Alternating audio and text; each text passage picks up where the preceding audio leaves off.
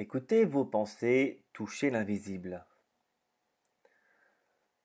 Il y a un autre corps, celui de l'être-té, ou le corps d'éternité que nous devons bâtir, semblable à une maison sur du roc. Pour cela, il existe un organe à notre disposition et c'est un appareil extraordinaire. Mais encore faut-il se défaire du connu en totalité et il s'agit d'un acte immédiat.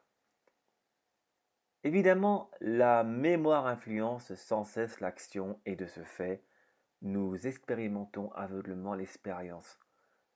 Si seulement nous pouvions regarder vraiment, sans qu'il y ait l'intervention du souvenir, cela serait merveilleux. En effet, nous pouvons voir vraiment sans l'interprétation ou sans la pensée. Si nous faisons cela, le corps finit par se rebeller et demande évidemment le renouvellement de l'expérience. Plus le plaisir est long et savoureux, et plus s'installe un désir de continuité de l'expérience, rendant ainsi difficile toute quête en profondeur de soi. Mais revenons à cet outil invisible qui pourrait nous aider à mieux vivre vers un bonheur créatif. Rappelons que seul le silence est créatif, mais nous nous isolons dans l'ignorance du vrai silence, dans la solitude, isolement et l'effort. Le travail sur soi est la véritable méditation venant d'un regard ou une lucidité claire de nos pensées, nos émotions, nos chagrins. Cette attention particulière est un acte de relation de nos échanges relationnels avec autrui, mais aussi un moment de solitude avec nous-mêmes. Prenons-nous ainsi le temps pour le faire. Cela demande une énergie incroyable nécessitant une action immédiate. Ce chemin est houleux car soudainement plus rien ne va et nous retombons dans l'ignorance et la continuité malgré nos efforts. La mémoire cellulaire demande sans cesse sa nourriture, qu'elle soit physique ou subtile, et c'est la raison des chutes successives. Et voilà que nous culpabilisons pour venir compromettre la lucidité et finalement la béatitude. La culpabilité fait aussi partie d'un certain conditionnement sur la crainte de la disparition ou du désir de réalisation. Elle est un jugement de soi et elle fait partie d'un historique. Partout, nous mettons une censure et par conséquent, il apparaît un censeur distinct de la censure. Mais cet espace n'existe que dans l'ancien fonctionnement, car en vérité, nous ne sommes jamais séparés de nos créations, mais bel et bien distants du réel dû à notre ignorance. Lorsque nous pénétrons la matière, il s'exerce un nouveau fonctionnement, celui du silence. Nous devenons réellement silencieux à force de méditation. Mais qu'est-ce que la méditation? C'est observer vraiment le mouvement des choses à l'extérieur et à l'intérieur sans aucune pensée traduisant, nommant. Nous assimilons de l'énergie divine pour reprogrammer l'information cellulaire.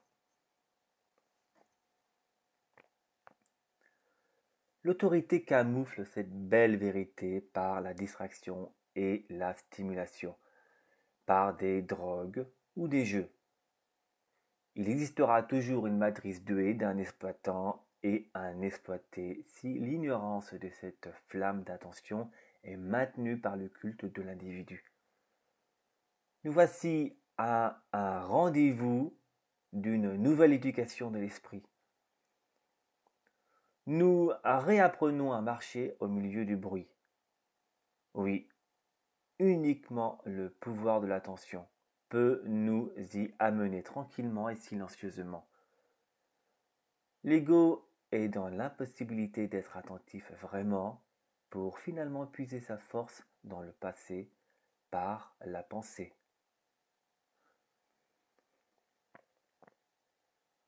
Nous sommes dans une nouvelle ère où enfin les hommes apprendront à se connaître par cette nouvelle éducation qu'est l'observation passive, amenant le bonheur créatif.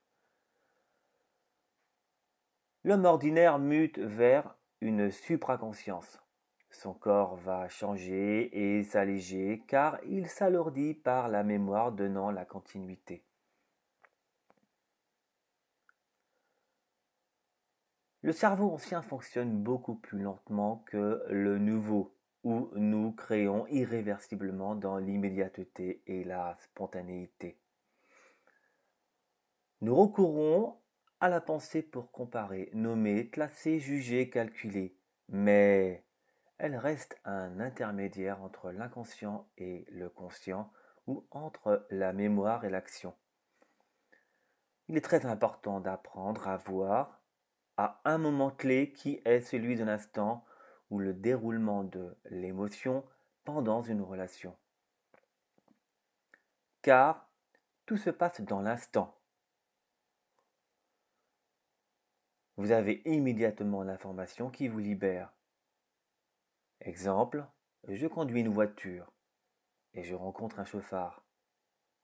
La première réaction est de s'énerver et la seconde est justement d'observer cette émotion coléreuse. Cette vision est semblable à celle de l'aigle qui observe passivement tous les mouvements. Nous ne pourrons jamais nous défaire du mouvement car elle fait partie aussi de la totalité. N'avez-vous pas remarqué? Sur un refus, vous avez automatiquement un retour en force. L'attitude juste consiste à simplement laisser faire et voir réellement pour intégrer le silence. Nous comprenons soudainement, immédiatement la vérité de notre douleur et de la continuité. Sachez qu'il n'y a jamais eu de début et de fin, seulement pour l'ego. Tout n'est que mouvement entre la disparition et l'apparition. Et cette règle est perçue par une lucidité. Ce mouvement est fondamentalement identique à tous les autres. C'est la même loi. Il convient de la voir réellement grâce à l'observation.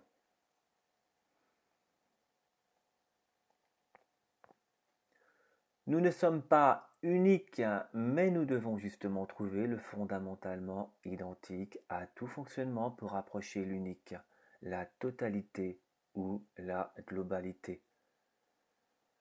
Les moyens dont nous disposons, tant subtils que grossiers, ne peuvent contenir l'infini. Il arrive à créer des résultats incroyables, mais c'est un échec pour l'ouverture de conscience. Pourtant, tout ce que nous avons à faire est de vibrer totalement et non en partie, la nature intrinsèque. Nous nous y sentons dans la véritable contemplation, une immensité totale. Mais la pensée appartenant au souvenir bloque ce contact direct. La pratique consiste à comprendre tout le fonctionnement de la pensée par l'observation et non par la raison, car elle doit être ainsi dépassée. Ce fondamentalement identique approchant l'unique, total, est perçu comme un même fonctionnement propre à tous les mouvements des choses. C'est une connaissance vivante, directe, immédiate, spontanée, venant au centre de ces manifestations tant invisibles que visibles. Mais nous n'écoutons pas, car nous ne savons plus le faire. Beaucoup ont malgré tout choisi d'éteindre cette flamme d'attention et d'inspiration par l'occupation et la compétition. Dans un sens, nous avons le libre arbitre de dissoudre le fini par une écoute de l'infini, alors que le plus souvent nous préférons évanouir l'invisible. La pensée est une contradiction. Elle sépare le sujet et l'observé. C'est une ignorance de soi. Elle n'est pas alimentée par le réel, mais par un petit centre. Si seulement il y avait une émission à partir du réel, il n'y aurait plus de souffrance.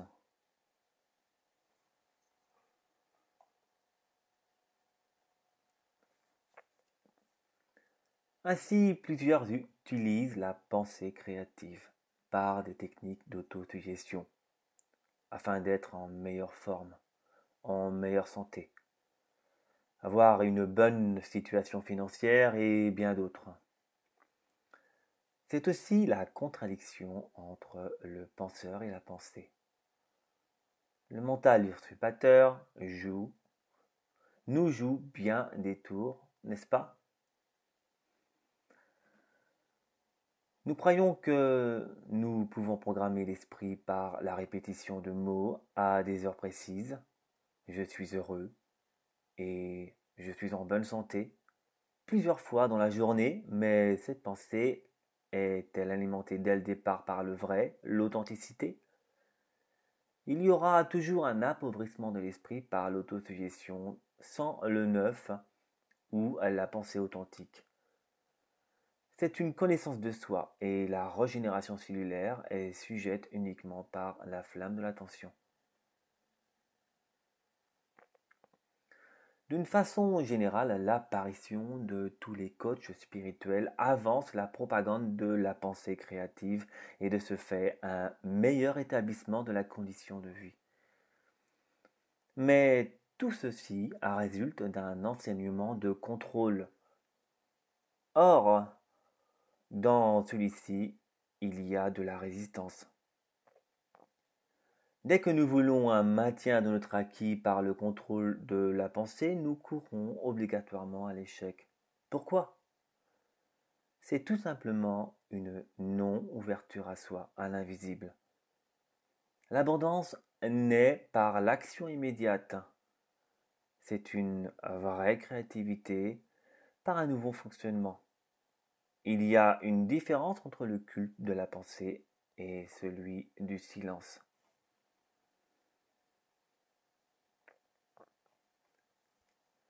Grâce au nouveau fonctionnement du cerveau, vous pouvez ainsi voir les énergies, communiquer avec les entités, recevoir des messages de vos guides ou des avatars, guérir la maladie, car il est plus rapide que l'ancien, nécessitant la mémoire. Évidemment, ne vous arrêtez pas à ce niveau. Oui, cela prouve votre avancée spirituelle et cela est indéniable. Mais le plus important est de continuer à parfaire la dissolution de l'ignorance et d'intégrer l'invisible cellulairement. Si vous le faites ainsi, vous le faites pour tout. Le corps n'est pas seulement le corps, mais le corps de tous les corps. Ainsi, nous pouvons travailler de manière créative l'ensemble de tous les corps.